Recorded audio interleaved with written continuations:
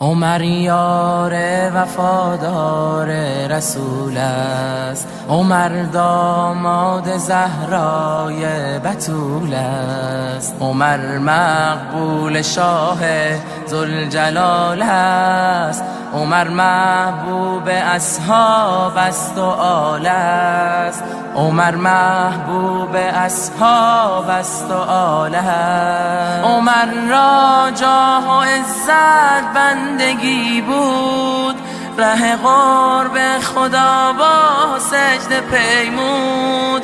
عمر منصور از سوی خدا بود، عمر بر اهل ایمان مقتدا بود، عمر بر اهل ایمان مقتدا بود. عمر خم کرد بازوی ستم را، سر شاهان تازی و عجم را. عمر پاکیزه از کبر و ریا بود، بساطش خاک بود و بوریا بود، بساطش خاک بود و بوریا بود. عمر با عدل گیتی را بیاراست، عمر الگوی زهد و عدل و تقواست. عمر شام غریبان را سحر کرد، یتیمان را نوازش چون پدر کرد. عمر را اهل ایمان می ستایند، محبش جمله مردان خدایند.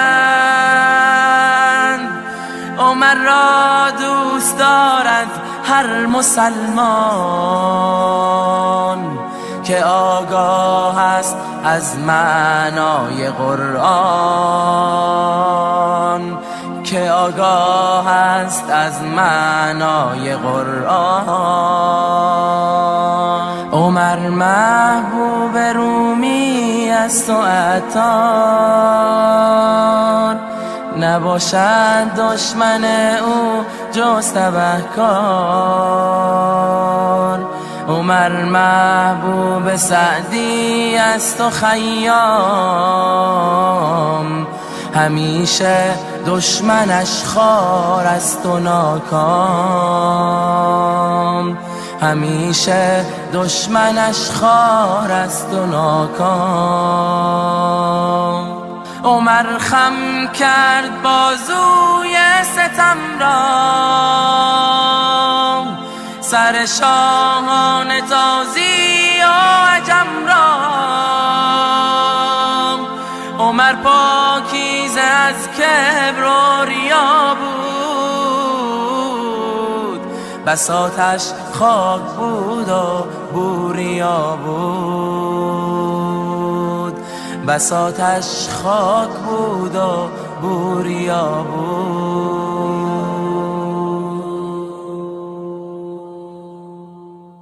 عید مبارک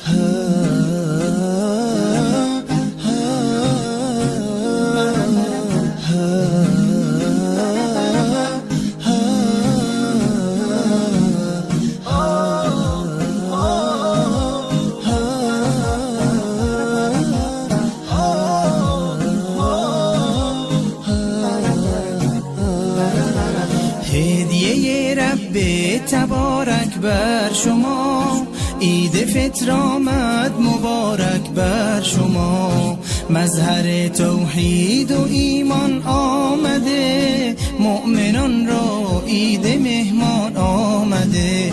یک ندا آید برای مؤمنان، مژده بخشش ز سوی آسمان. روزداران آمده عید سعید، آن که باشد بر دل مؤمن نوید مبارک. روز ایثار است و روز تهنیت، روز تبریک است و روز تسلیت.